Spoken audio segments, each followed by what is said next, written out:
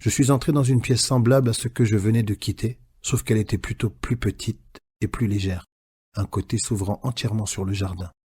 De riches tapis persans recouvraient le sol. Dans une baie vitrée donnant sur le jardin, le roi était assis sur un divan, les jambes croisées.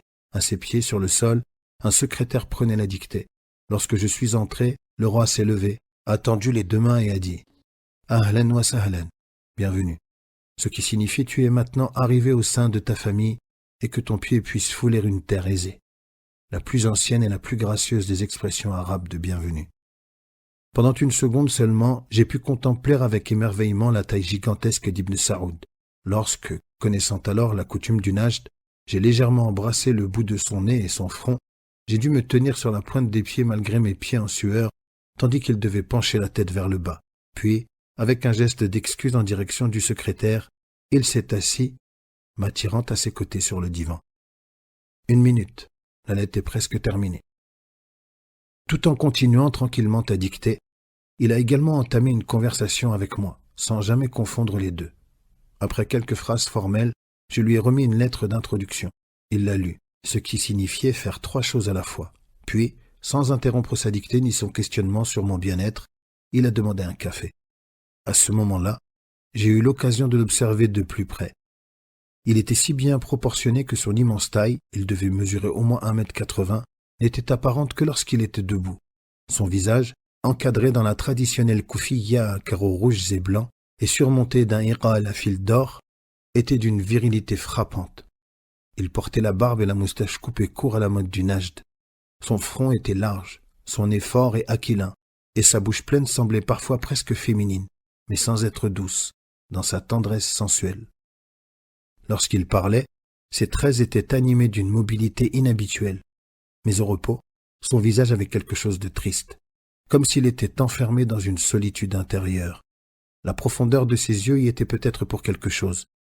La superbe beauté de son visage était légèrement gâchée par l'expression vague de son œil gauche, dans lequel on pouvait discerner une pellicule blanche. Plus tard, j'ai appris l'histoire de cette affliction que la plupart des gens attribuaient sans le savoir à des causes naturelles. En réalité, elle était survenue dans des circonstances tragiques. Quelques années auparavant, une de ses épouses, à l'instigation de la dynastie rivale d'Ibn Rachid, avait mis du poison dans son encensoir, un petit brasero utilisé lors des rassemblements cérémoniels dans le najd, dans l'intention évidente de le tuer. Comme d'habitude, le brasero a d'abord été remis au roi avant d'être distribué à ses invités. En inhalant la première bouffée, Ibn Saoud a immédiatement senti que quelque chose n'allait pas avec l'encens et a jeté le récipient au sol.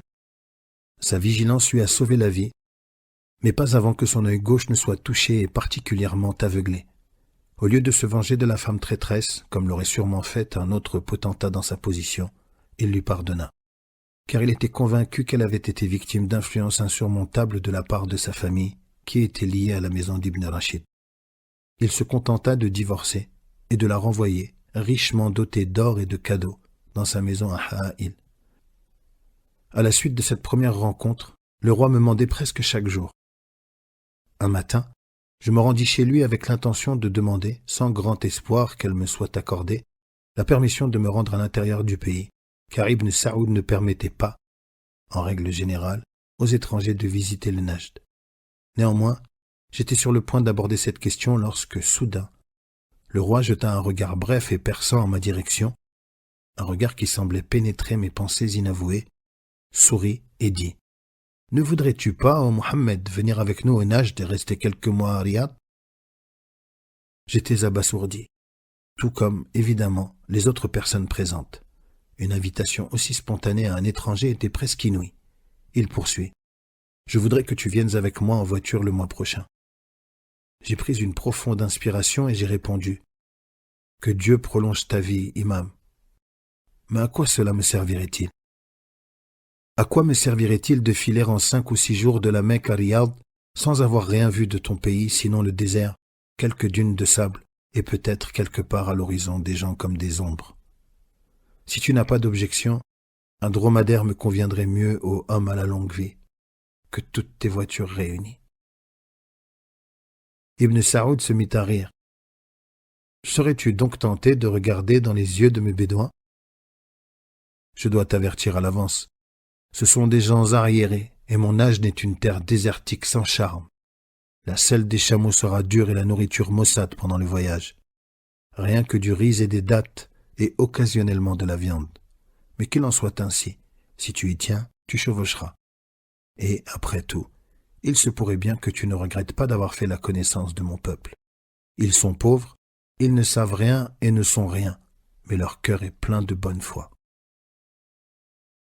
Quelques semaines plus tard, équipé par le roi de dromadaires, de provisions, d'une tente et d'un guide, je me mis en route par un chemin détourné vers Riyad que j'atteignis au bout de 2 mois.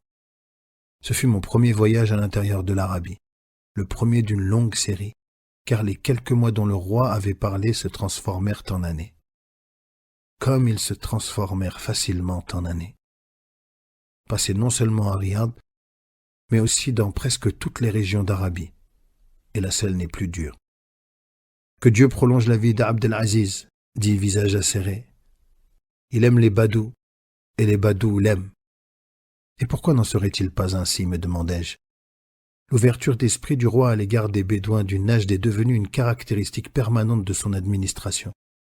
Ce n'est peut-être pas une caractéristique très admirable, car les dons réguliers d'argent qu'Ibn Saoud distribue aux chefs de tribus et à leurs partisans les ont rendus si dépendants de ces largesses qu'ils commencent à perdre toute motivation pour améliorer leurs conditions de vie par leurs propres moyens et deviennent progressivement des assistés, satisfaits de rester ignorants et indolents.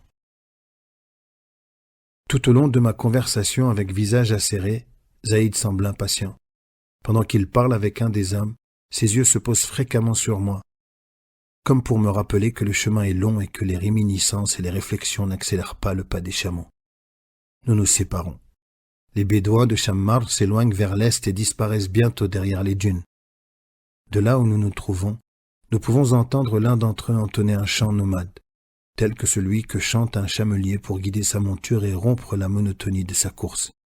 Tandis que Zaïd et moi reprenons notre route vers l'ouest en direction de la lointaine Teima, la mélodie s'estompe progressivement et le silence revient.